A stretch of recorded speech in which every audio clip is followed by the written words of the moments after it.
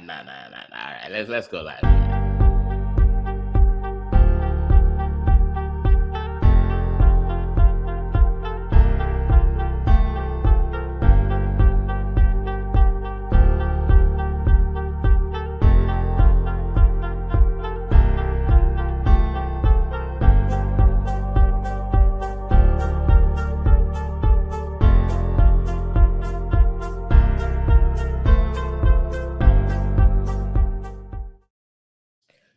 Hello. What is going on, ladies and gentlemen, boys and girls? Welcome back to another edition of the Footy Fantasy Podcast. Listen, some of us are not happy. I came here ready to cook, but looks like I'm going to have to get more firewood and wait until like next week to really start cooking. I don't like what I'm saying. But anyway, we're here with two regulars on the Footy Fantasy Show. Henry, Arsenal fan, also Hi, Bellingham's number one. I would say groupie. Should I say groupie? Don't believe him. I just believe in the boy. Oh, okay. All right. Welcome to the show. Hope you're well. Guys. Thanks for having me. Of course. Benny, how you doing? What's going on, bro? I'm doing well. I've seen better days. I've had better preparations, but I'm doing well. Is it fair to say that you had a book of cookings that you were going to deliver today for England and Southgate, and now you have to burn that book? Is that what's going on? I think it's fair to say I went to purchase a Spanish cookbook, but I found myself in Germany with the wrong ingredients. I can't really cook. Yeah. I'm throwing away the cookbook. Instead of cooking the paella, you're over here cooking the hamburger. I mean, there's no paella. I'm here looking at bratwurst or whatever they call the worst, whatever the sausages and all that nonsense. I know. Frankfurter sausage. I can't believe this. I cannot believe England found their way. I can't believe England shithoused their way back into this game. Let's just start with that. Because the first topic was the top three players from the group stage, but we're gonna put that to the back burner. Let's start with a related topic, right? During the week, Ian Wright and actually several other pundits suggested play Bukayo Saka at left back, right? That way you can bring Cole Palmer into the game, start Kobe Mainu, and Southgate has done both those things. Well, it didn't stop Bukayo Saka at left back, but eventually, changed that. Brought on Cole Palmer, put Saka at left back, and all of a sudden, they're looking like a football team. Henry, what do you say to that? When you heard that, were you on board, or were you like, these guys are trying to shit on my Arsenal boy? No, there are pros and cons. So for me, it's more. It depends on the context in which you want to deploy that, right? Because there are upsides to deploying that, because we've seen him do it for our team before as Arsenal. But when he did it for Arsenal, it was just because of injuries. But some of the benefits are. He the versatility. He gives the team a little bit more versatility. He frees up that left side for them. The attacking threats becomes more prominent, and then he has pace and energy. Now the drawbacks to that though is would England be able to deal with? Everybody remembers Saka is not the most physical person, so there's the physicality aspect, right, which can affect. And then sometimes Saka playing that left back is not tactically disciplined a lot of the time. So you always have to have that back three that covers him. So it depends on some days, like today it's working, but let me be factual. Some days it wouldn't work. It might not look pretty on some days. So now it just depends on what the coach decides he wants to employ for that day, and then who are the other personnel he's putting in place to make that to cover, right? So so in a way, what he did today when he sort of like took out when he was playing Mino and Bellingham, right? There's a way he could also have deployed both Mano and Rice, which I think he did, and that's when he made that switch and then said it was almost like a back three. It was 3-2-2 and then 1-1, right? Or 3-2-1. That's what I think he employed. Again, it will work on some days, and on some days it might not work. But it's not a bad idea. If the team is set up to make that covering for him, then it makes sense. But some days it might not work. Yeah, I hear you.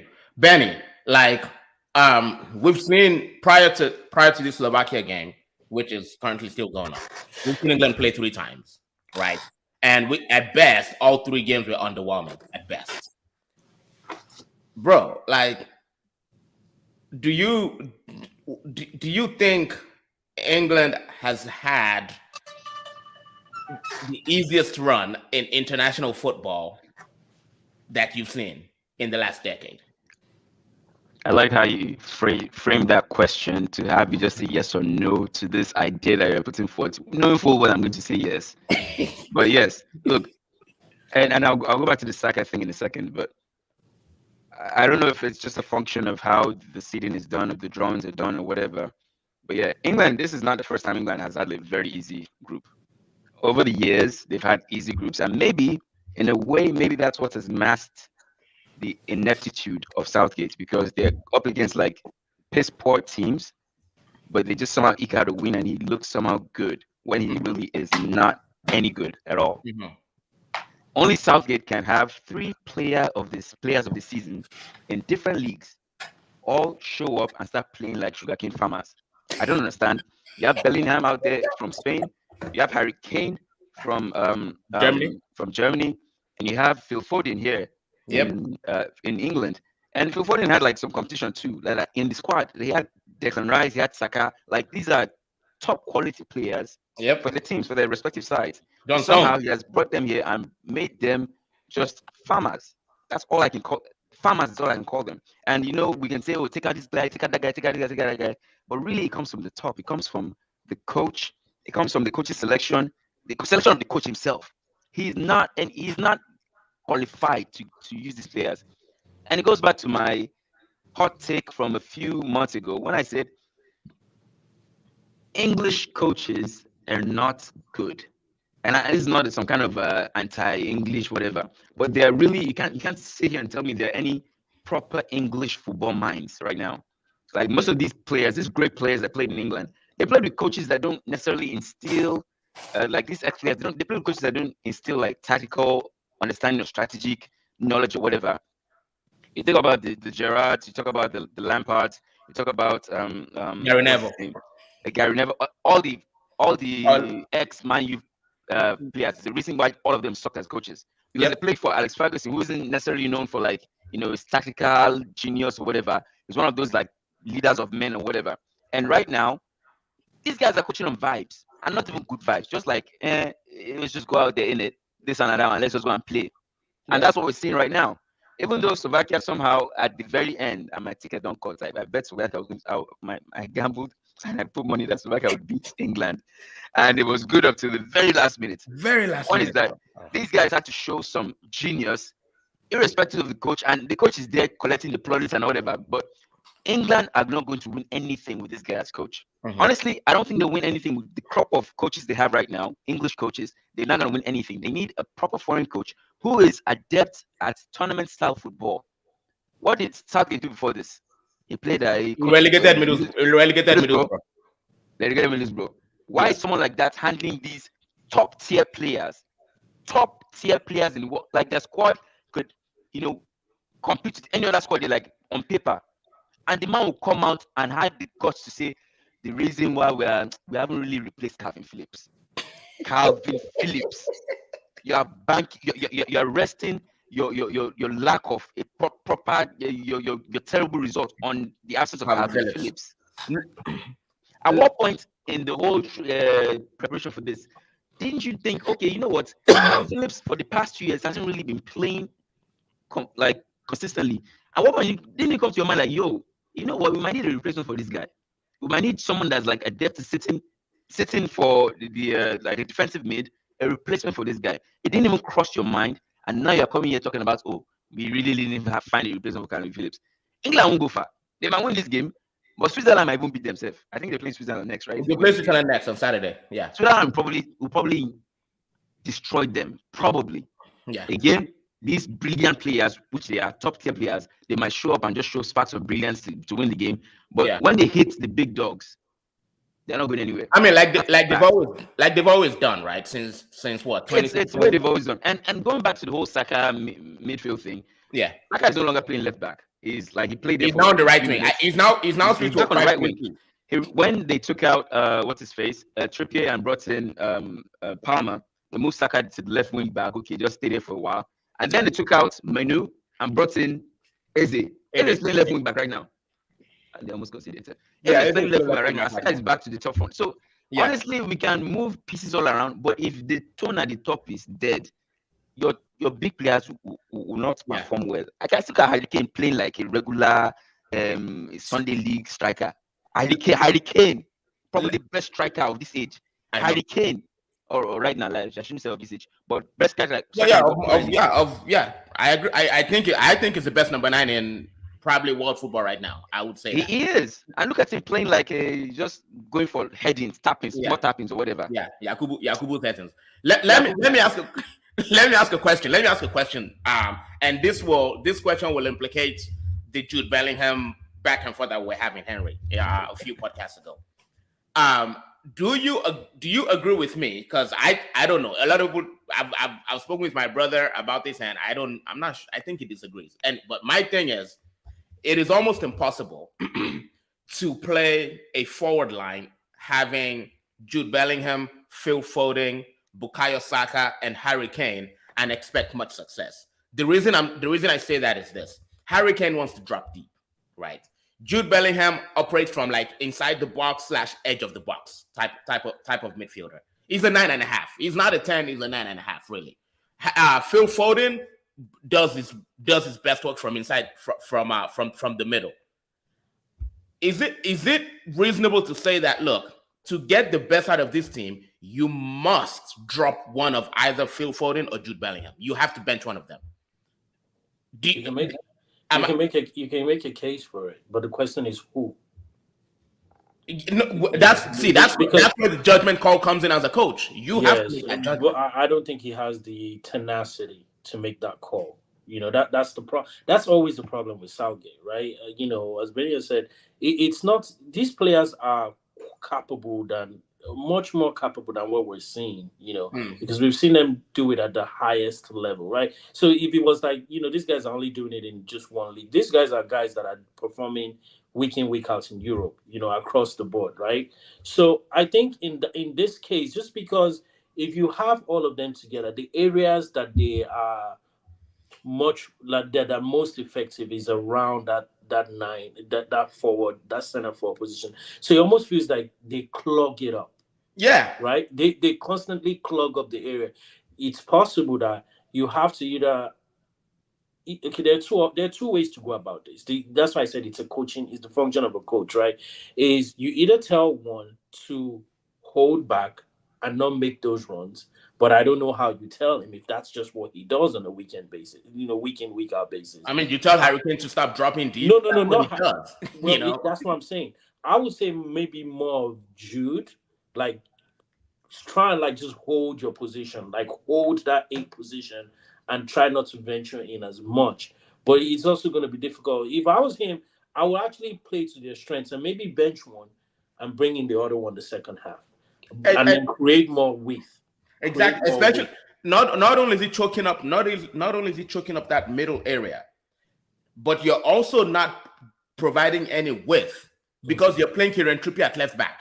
Yes. You're not getting any width like that. You're playing Kieran Trippier at left back, one, and you're playing Phil Foden, whose game is also to come into the middle. So you're literally making the job of the defending team easy. Easy. All they have to do is just sit back and wait for you. That's it. That is it. But anyway, let's talk about one of the topics I put on here was your top 3 players from the group stage games. And I'm not gonna lie, I didn't even prepare for this question. And sitting here right now, I'm struggling. I'm struggling to come up with 3 players because the people that you expect to perform, dead food. Dead. There's like maybe 2 people. Okay, go ahead. Let's hear from you then. I'll say Musiala. Oh yeah. Boy. Yeah, boys on fire. Yeah, I'll say Nico Williams too for Spain. Okay. And then that Switzerland goalkeeper. I think he's like Sommer or something. Yeah, Jan Sommer. Yeah, those would be my own top 3. Okay, I hear that. Jan Sommer has been, he's been legit. I would also kind of put Gigi Donnarumma there, but his team just let him down. Yeah. But he's carried them for a long time too. He did carry them for a long time, but they broke his back. But I will say the Georgian goalkeeper, Mamadashvili, that man dragged them to the. They'll probably get out when they play against Spain later on. But dude has been legit. Guy has been legit. Lamine Yamal as well. I don't know. What y'all think about that? Yeah. Nah. Spain has ballers, bro. I think Benny just hates Barcelona. No, he's done well though in the tournament. That's a fact. That is a fact. I know. I can also be a bit objective. It's a little biased, but I can be a bit objective when it comes to Barcelona. Yamal, he's been good, but he was saying that what's his face? Nico Williams. I would say Nico Williams over Yamal, and I wouldn't want to give 2 players on the same team. So mine actually, I'll go Jamal Musiala. Always like that boy. The boy's a stat. The way he turns and waist. He just glides. He just glides on the one of the commentators yesterday was saying he has cartoonish feet. He just moves. The way he turns, I don't see anybody that turns like when he gets possession. The way he turns and just beats you on the first turn. I haven't seen that in world football in a while. Yeah, Jamal Musiala. Second, I'd go. What's this guy's name? Kante. N'Golo Kante in midfield for France. And just seeing this guy come back from, like he went into the wilderness essentially. Oblivion. Come back from wilderness. Came back and just started busting that midfield. Like France might not score, but they will hardly concede because of that man. They will hardly concede because the way that guy goes around cleaning up things like a vacuum is crazy. Yeah. And third, a bit number 22 on Georgia's team. Kvaratskhelia. No. That's number 7. Kvaratskhelia is number 7. Number 22. I forget his name. He has a long name, but I feel bad right now because I don't remember his name. I tried to memorize his name, but I just can't. I think I know the face. The guy that's been he's currently the highest goal scorer of the tournament. Man, if I can remember his name right now. Yeah, check real quick. Let me quickly check. I said Georgia. This one's showing me Georgia University. State of Georgia. Georgia versus Port. Oh, okay. Let's go with that. Number 22. Georges Mikatate. I don't know what that guy has to be on crack. He's like born in France or whatever to Georgian parents, but that guy has to be on crack. The way he runs and he's just so energetic, and he's like the perfect complement to Kvaratskhelia, however you say his name. Because that one is more technical, but this guy is like more direct, just like a blunt force at you every single. So the guy has been very, very good. That's my third guy. I was between him and what was his face and Nico Williams, but I'll pick this guy ahead of that because they're smaller team and they're doing big things. Yeah. What do you guys think of Granit Xhaka? Because I think Saka is the only player who we can confidently say that took his form from the season he had at Bayer Leverkusen and translated it into the Euros. Yeah, you know me. So we at Arsenal, we had love-hate relationship with Saka, right? It's not like we didn't know how good the crazy guy was. The problem we had with him is when he decides to hit that self-destruct button, he can have almost like a near-perfect game. He will do all the right things, but it almost feels like there's some instances there's like this rush of blood into his hair. He'll go into like a rash tackle. Yeah. Right. And that's why we were mad at him. But otherwise, he's always been. Remember, even there was a time, I don't know if you guys could remember, City were cutting him. Right? What did they call really? it? I didn't hear about that. Yeah, you should. Yeah, do go back and maybe check it out. There was a time City were cutting him. Pep was thinking of getting. Are you sure? He's always Are you me. sure? I've always great. Yeah, go when you come. You will go. Ayo, can you help us verify that in the comments? Verify. Yeah, verify. No, there was a time. Ayo, I know you're in the comments. Please verify that. Fact check that. Yeah, check now. I'm not. You know me. There's no need to cap. I'll never cap him out. And if it's a lie, I'll come back and say it. But there was a time he was being courted by Pep. There was a time. I think it's for like a season or something. But he's always been good. Even coaches that coached him always raved about him and how effective he was. And you can see his form has carried on. He gives this like sense of stability to that team. And you know, again, some people because I was in another group chat and one of my friends said the same thing, that I never knew I was this day old. I was yesterday day old when I found out that Saka was this good. I'm like, no, he's always been good. Yeah. The problem is that he can go crazy at any time, and you have to deal with it. There are players like that. You guys back in the days, Man United had Cantona. Yeah. Right, you had these players that were excellent, but once in a while they'll just do weird stuff. But he's been excellent. Arsenal fans were toxic. That's all it was. Arsenal fans was toxic because he has the same blood in his body. He has the same blood in his body. He hasn't rushed his head in Leverkusen the whole time. The blood is not rushing to his head. That's a good point. That's a good point. Let me take some comments. James goes, that man Southgate operates on vibes, is the oligarch and social of international football. No truer words. Linger. You're in South Korea. You're enjoying your life. Leave me alone. But shout out to you, Linger. Thank you for joining. Thanks for the comments. Linger goes, reaching out to you at 3:20 a.m. from Seoul just to say hello in a friendly manner. You know what? Big love to you, my Gambia sister. Ayo goes, my able gentleman. Big up Ayo, shout out to you. And he goes, I love how Ogakwame went off topic for like 20 minutes. Yes, bro. When you give me the keys to the kingdom, I do what I want. now you fuck up. Where you give me this platform? And he goes, Musiala, Fabian Ruiz, and Nico Williams. Okay. And says, and oh yes, and Saka. Yeah. All right, let's go to the next topic because let me correct myself. I just double checked it by a quick search. They said he actually didn't court him, but that he expressed admiration for his abilities. So you see? Okay. Yeah. But I had read somewhere back then, but I just checked a quick search. Okay. And they said thanks for fact checking. Thank you for fact checking that. Before the witches, we appreciate the good fact checking king. Because the village keeps receipts. Let's go to this quick review of Switzerland, Italy, Germany, Denmark, England. I mean, we already kind of talked a little bit about England, Slovakia. It's still going on. Yeah. But Italy, Switzerland, bro, what happened, Benny? It shocked me too.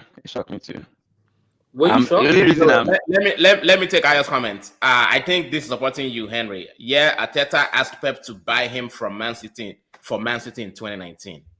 Okay. I thought I heard something. Interesting. And then Arteta got to Arsenal and sold him. And then no, he didn't sell him immediately. I think that's what he eventually. When he saw what he saw, no, we can't. It was like, come on, be going. It was like, we can't have you here. We need to go somewhere where you can win. And use the rush of blood somewhere else. Rush of blood somewhere else. The blood is rushing too much. It's too boiling. The blood is rushing too much. Turn on the heater in the Emirates Stadium. And you should have AC there. But yeah, Italy, Switzerland. Like I was just shocked that first of all, this guy chose all of a sudden chose to go to a back four. He departed from a back of 3-5-2 that's been working for him. DeMarco left him on the bench. In the midfield, I was shocked. No DeMarco. In the midfield, he left off Pellegrini in the midfield. Like, bro, what is he doing? This man is going to get sacked. And you know Italians don't play that. They'll sack him.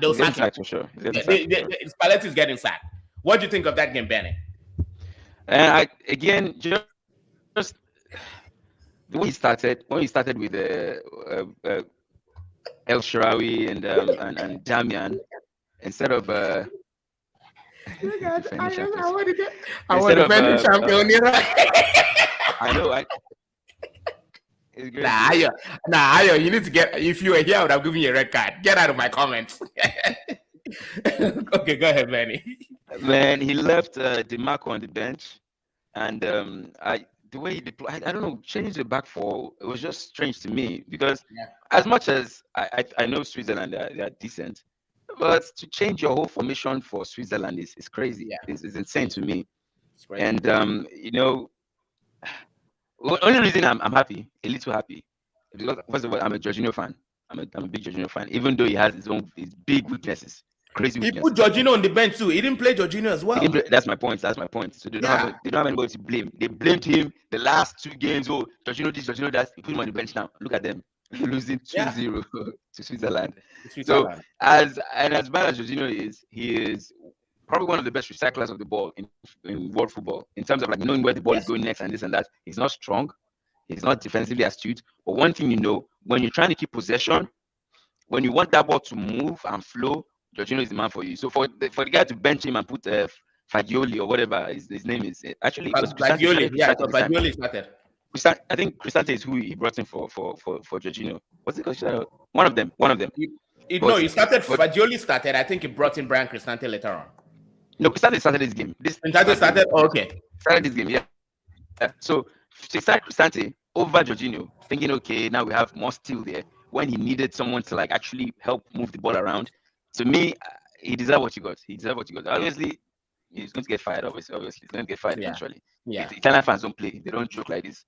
Oh no. They're not like the English that we stick with mediocrity for a while. Hey, let's just manage. For England, as long as you wear fine suit and you wear waistcoat, you're fine. You're good. Henry, what are your thoughts on Italy, Switzerland? And again, is this further proof that like these Italian they're actually in the mud because they didn't qualify for World Cup, Abi? Maybe they didn't qualify for the last World Cup. Just like how we too are not going to qualify.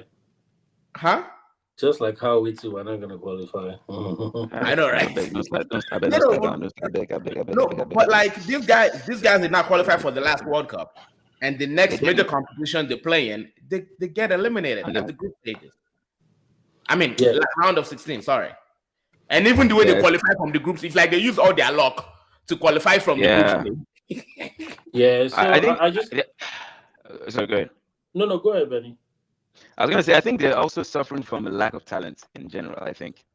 They have good players, but not like any star players you can think of. Barella is probably, other than, DeMarco. They have Barella. They have Donnarumma is their best, their star player, I would say. Donnarumma is their star, like superstar, and it's just strange for a company, for a country like Italy to not have like, star boys that you can say, okay, these guys are star boy, this one and that. All the big countries, and I say big countries here loosely, but all the big footballing countries have like these star players that can say, okay, Germany, Musiala is there, Leroy Sané is there, Florian Wirtz is there, whatever. England has all these crazy good players and a terrible ass coach. And France has like star boys. You can't really say that for Italy. So they're suffering from a little lack of talent as well. In addition to a brain fart, what I can call it brain fart by the coach here. So in a way, I think it's a cycle. Eventually they'll bounce back. They'll start having more star boys, and then they'll bounce back eventually. But this is just a function of not having enough star power again, like talent. So I would agree with that to the extent that maybe defensively you can't really call out names of defensive giants like they used to have, right? But you look at especially for the style they like to play, they usually have that 3 at the back. What do they call those people? Wing backs, and then they stack their midfield with three people that can keep the ball, that can ball, and that have good engines. I don't know. I'm not really. I don't think their lack of talent is any worse than, say, I don't know, Spain or France. Well, France is stacked, but I don't think I wouldn't say it's lack of talent. I wouldn't say it's lack of talent. I just think that I just think that Italy is. I think they were poorly coached. I think it was bad decisions that got them out of this tournament. And I would say defensively they've been starved, but it's not even lack of defense that's killing them. It's not lack of defense, because yesterday I counted 15 times where they lost the ball before halftime in the midfield, and I think Barella himself lost the ball at least half of those times. It's crazy. It's crazy. Yeah, I don't get it.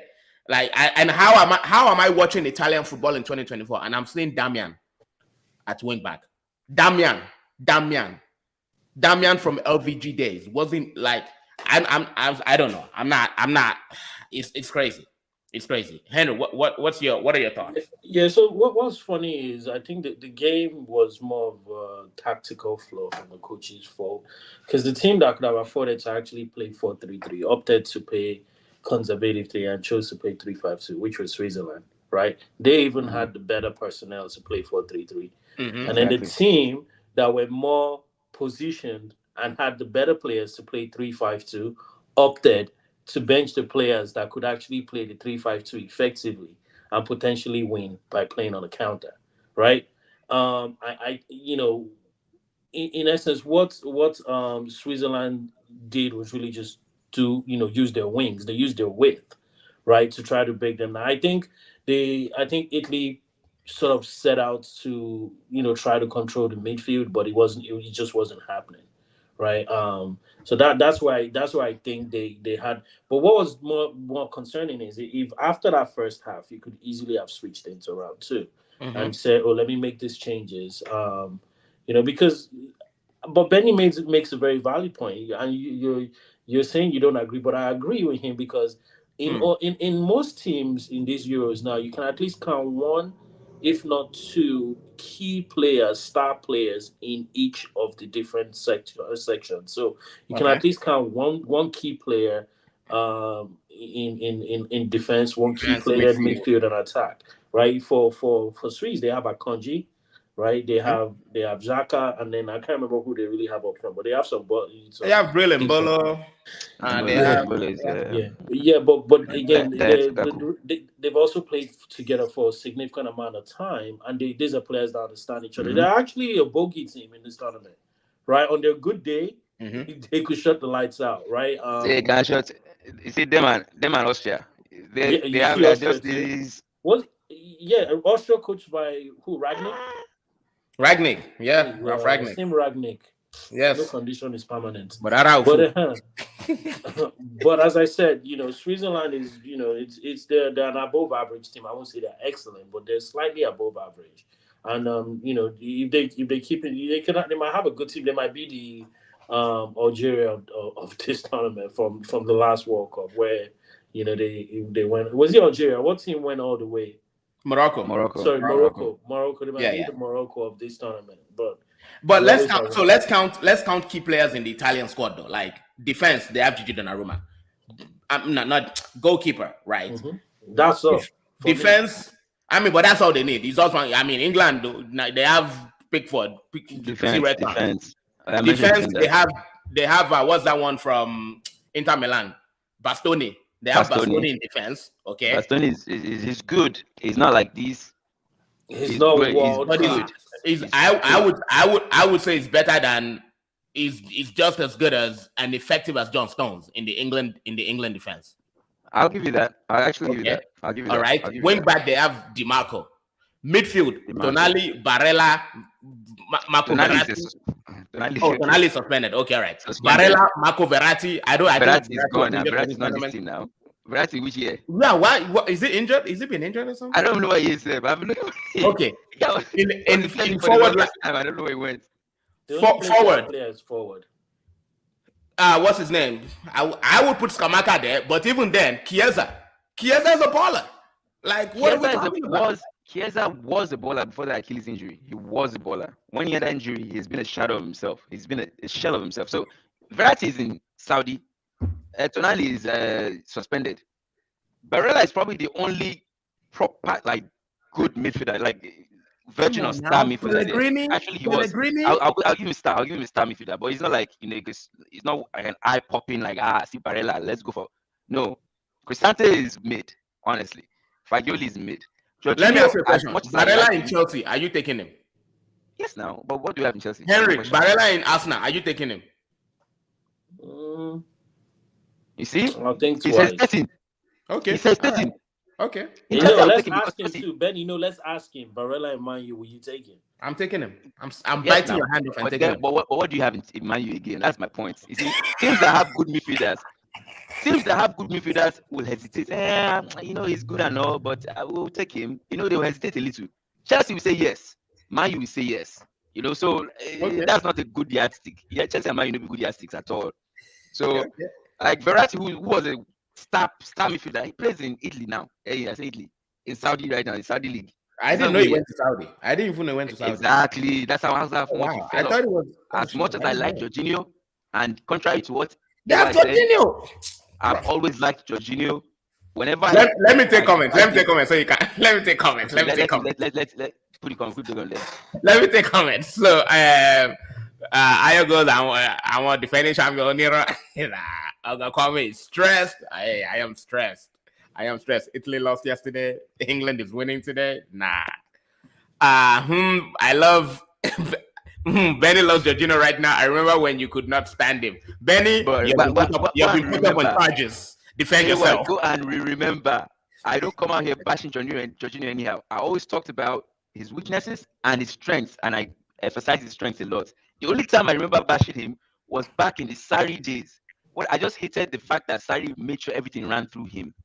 And once they locked out Jorginho, Chelsea was done. Lock up Jorginho, and Chelsea was done back inside, and that's why I hated him back then. But when I saw him under TT, and I saw him like under other coaches and everything, I've seen, I've come to appreciate Thomas Tuchel. Oh, okay. Tuchel, yeah. I've come to appreciate the game. So, no, I didn't bash him throughout. And I don't know what you're talking about. This is for fake news. Ayogos is coming home. Okay. You'll be going home very soon. Anyway,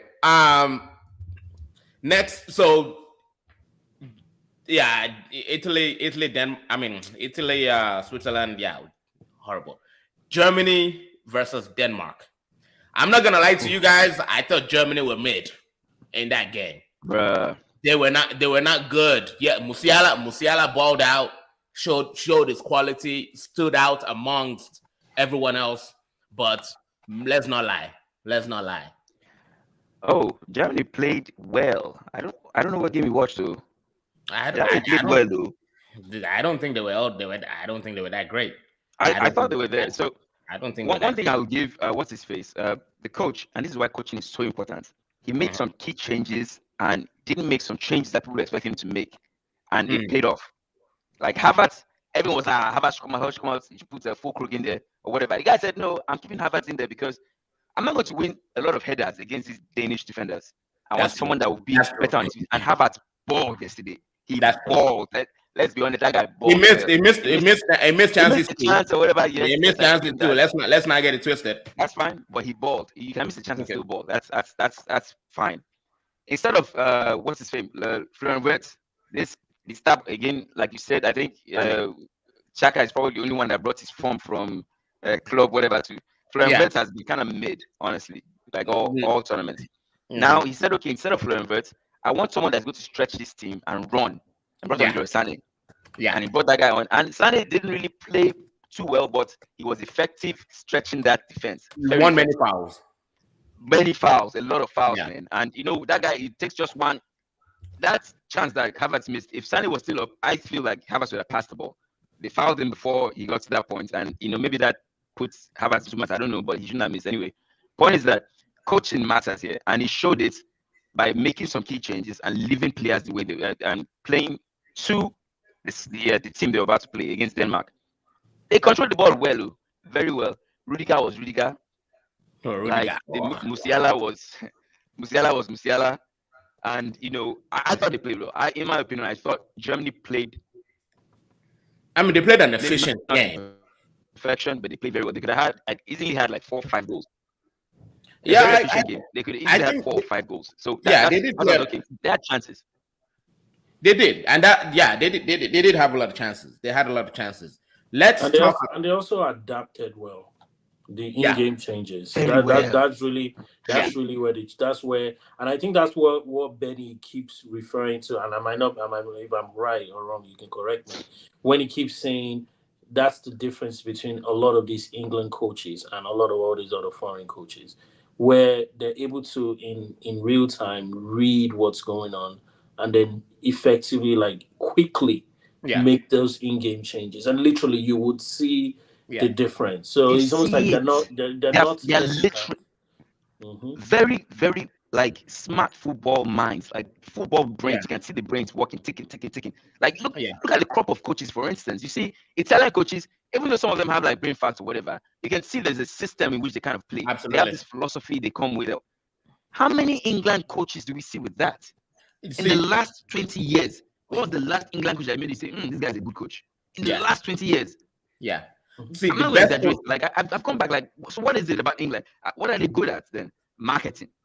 Pump a player. Oh yeah, they're big marketing, hype, media. Yeah, they're good at that. Be a pundit and everything. Oh, the best in the world. But when it comes to actual footballing brains, to actually bring what you have in your head and lay a plan out and have star boys perform, nothing. And that's why people underperformed for the last how many decades now.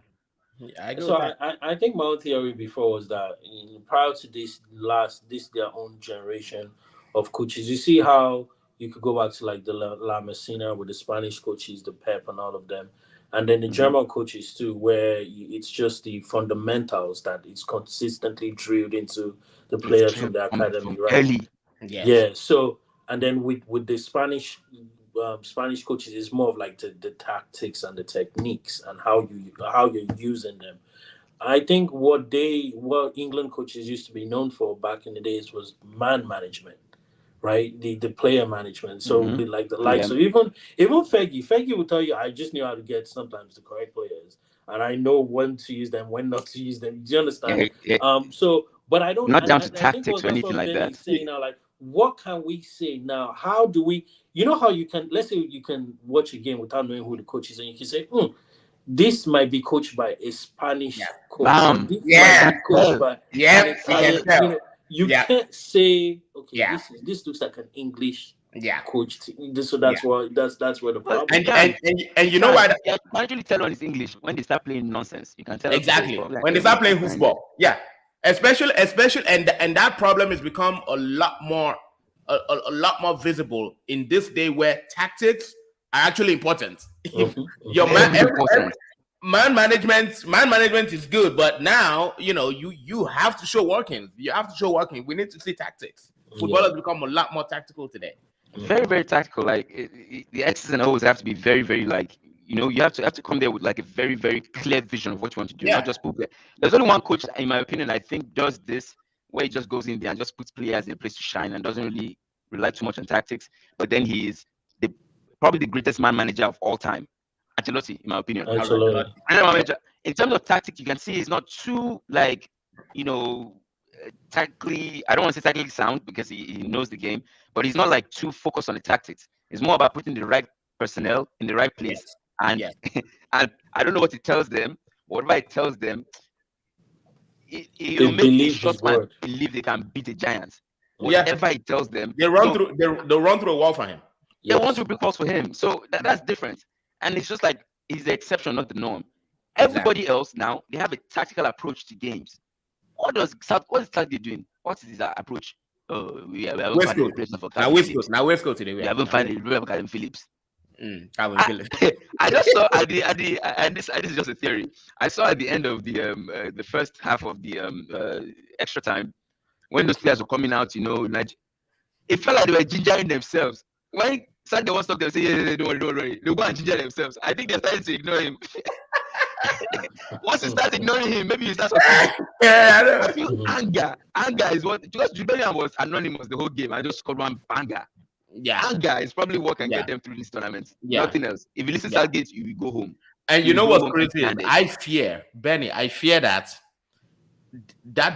individual brilliance, right? That their ability to win despite the coach will probably get them far in this tournament. I'm so scared of that. But they have good enough players to where that is actually very possible. Yeah. What pisses me off is that Southgate will get some credit.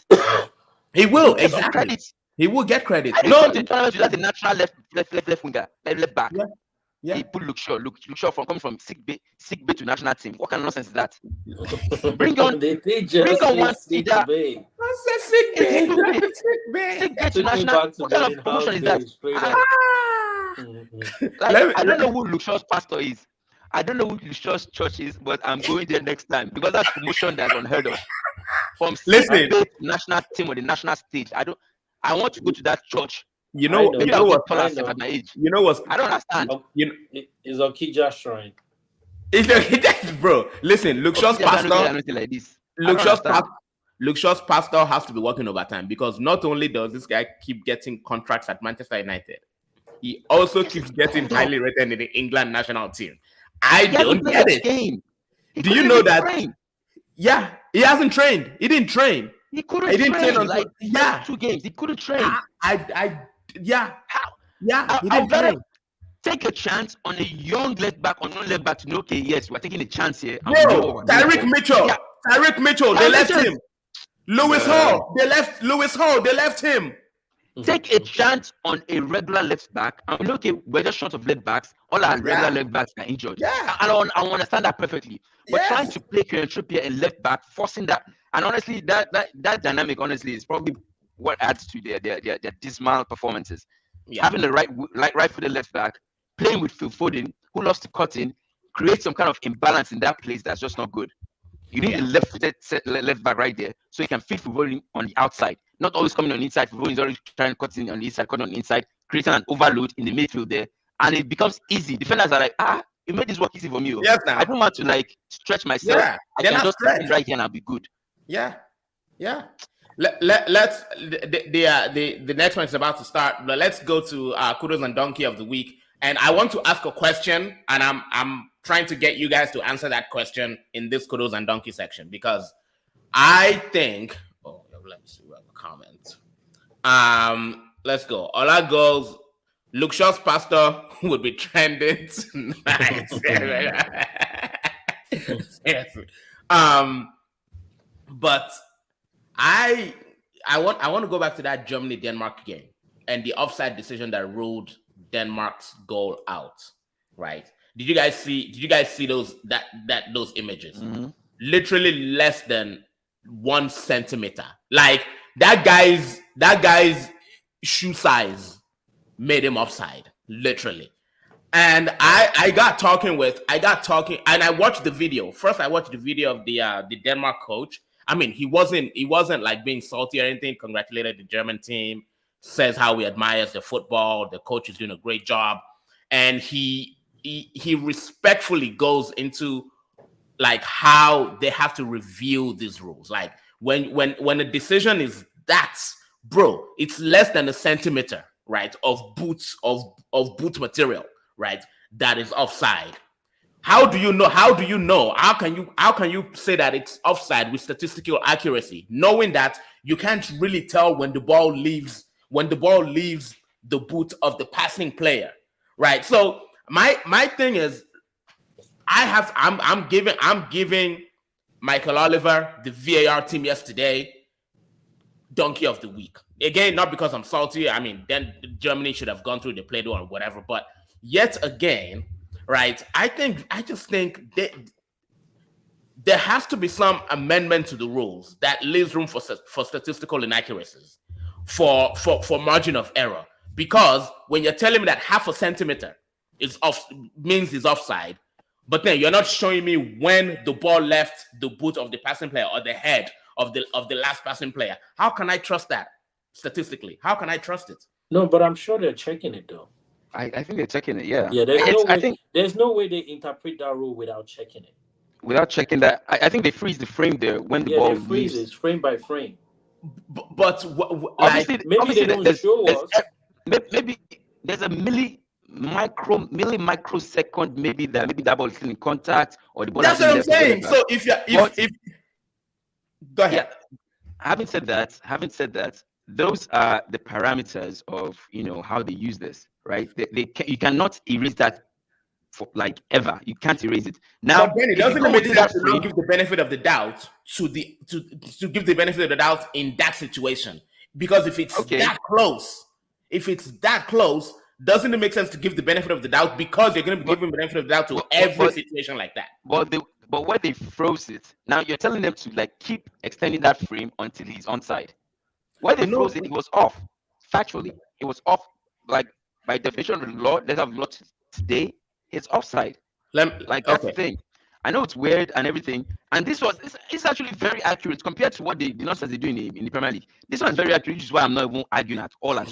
Yeah. It's very, very, very in terms of like comparison, it's very accurate. So I can't even give them a donkey of you for that because they went by the letter of the law and they followed the rules and they came up with the right outcome. I don't agree with you. They should even start employing this in the Premier League. In the Premier League, semi-automatic. FA is stupid now. You presume they have got a common sense working in the FA. No. It's not working. I hear that it's semi-automatic. It's as accurate as it can. I just think there's a fundamental unfairness, especially when you don't show me when the ball left at the millisecond where the ball left the passing player. I don't think they show us, but I think they see it. I think they see it. I think initially they showed it. Actually, there's no way they can even interpret that rule without seeing it. At the fundamental, because they remember how it is that they have to time the time at which that ball left to when that person moved. So that's when they draw that line. So they are most likely seeing it, but they're only showing us the results of the front end. They're not showing us the back end. I hear that. Let me take a last comment. And Ola makes the same point you guys are making here. He said it's semi-automatic offside. It's more accurate than ever. Can't give them donkey of the week for that. Yeah, I mean, I'm just. You know why? People in VAR are not English. I think they're probably not English. Although I don't like defending English officials. So, but I think if there's an English ref on the pitch, every official is English, including the people in the VAR. I think I've seen where VAR is usually different. I've seen. Oh, really? Okay. Different. Oh, okay. Yeah. Okay. And then it goes. They use multiple camera angles, and angles now. The camera better is much better than what is used in the EPL. If you are 1 centimeter off, you are off. And I think, honestly, people are saying, okay, this is bad, whatever. If maybe they should adopt the Wenger rule, the Wenger offside. The Wenger rule, man. Calm down. Forget the name. Think of the idea. No. The rule makes no sense. I'm sorry. It makes no sense. In a way, it will like go to your point of okay, maybe let some things go and that kind of goal, let's go by margin or whatever. But to me, I think it's still going to be a game of inches in terms of like whether you're offside by 1 inch or whether you're on the flip side where the defender is there's still a line of contact there by 1 inch or whatever. Those to be measured either way. So I think offside is something that they need to. I like it the way it is. I like it the way it is because unless you want to go back to the days of no offside. Man, I don't know if you guys seen those videos. Days of no offside. Oh my god. Days of no offside. And then a striker will just camp out front. That's it. I was Zaggy. And then no midfielders. Just no midfielders. Just load the ball on the bottom of the also remember, the main reason why we want a lot of these rules anyway too is to eliminate as best as we can the subjectiveness nature, of how, because and it's because of these rules when you can follow the rules to the T, even if it's micro, milli, centimeters, there's something in place that then you should just follow. Because the moment you now start saying, oh, why didn't you just let it go? Because it's this. The next person too. There's room. It's almost like a slippery slope. Yeah, it becomes very subjective. Yeah. So exactly. That's why I like the way they enforce objective than this is very objective. Objectively enforced. I have no problem with it at all. Okay. So let's go to you guys' kudos and donkey then. Well, my kudos will go to, I don't know. So I'll just give it to Switzerland. or Georgia, whatever. All right, who's your kudos and donkey? Benny, let's start with you. Kudos of the week for me, I'd have to give Julian Nagelsmann. Okay. I've been on here once here and there, criticizing the guy, for certain things, but the guy, I don't know, I've just been starved of like good coaching, and I've seen it, and I'm like, okay, this is really good. It's very, very nice to see that. As a Chelsea fan, I've been starved of good coaching. As a Nigerian fan, I've been starved of good coaching. And just watching these, I know I don't want to talk about it, but as watching the tournament as well, I've seen some boneheaded displays and everything, and it's just refreshing to see a coach that understands what his team needs and makes adjustments on the fly. Yeah, I think me and Benny are the perfect example of when you have been eating sand for years. Ground beef starts to look like filet mignon. It looks like filet mignon. Forget ground beef. Chingue. You guys know what chingue is? No, I don't know. You guys don't know enough. Termites now. It's soon. Termites will catch the wing and this thing and fry and roast. When it rains like this. When it rains. Yes. When you've been eating nonsense for so long, you've been eating sand for so long, Esusun will look like 5-star Michelin rated. Even like Wagyu beef. Wagyu beef melts in your mouth. But no, okay. So donkey of the week for me would have to be Southgate. Yeah, Southgate. Actually, I take that back. Not Southgate, because I feel like every stupid result has a stupid decision maker behind it. I'm going to go with English FA for seeing things that everybody has seen for years and still decided to go with the same insanity, obviously, doing the same stupid thing over and over again, expecting different results. Southgate is not the way forward. You need to find someone that understands how to use players, someone that's been successful at doing it before. Don't just bring someone and hope, okay, let's just let him figure it out. Go and get a marquee player, otherwise you're wasting the years of these once-in-a-lifetime generation players that you have. Yep. Harry Kane is there. You know what? I don't want to go. Listen, till tomorrow, we've not seen Harry Kane's armpit. That's all I'm saying. We haven't seen his armpit. We don't know whether he has hair there. You don't know if he has hair. I be get people for armpit. We don't know. We just he hasn't raised his hand for anything before. Okay, Henry. Yeah, no, I mean, it's my own donkey who's still gonna be, Southgate. I don't think, I can go because of just all these. The how tactically inept he portrays himself to be. Even some of us that didn't go to coaching school, we're seeing the handwriting on the wall. So how much more of someone who has coached different levels and is now coaching at the upper echelon of football that should pick some of these things up. But yeah, he's my own donkey. And if there's anyone I'll give kudos, it'll be Ragnick. I think the job is done. Did he say yes? I say yes. As a man, you said yes to that. Yep. But that's what I said. That's out there, right there. No condition is permanent. No condition is permanent. So no condition is permanent. They say the stone with the pillars rejected. Become cornerstone for Austria. Cornerstone. But let me take these two last comments before we sign off. Ola goes, no, Kwame is right. The whole officiating team is almost always from the same country. There's the worst officiating decision by an English team of officials versus the France versus Holland game earlier this tournament. Yeah, I mean, English refs, we know that. There's a reason they don't go to World Cup. Kudos Switzerland, donkey Southgate. I think we are unanimous in the Southgate donkey. I think everybody's unanimous. But anyway, guys, it has been fun.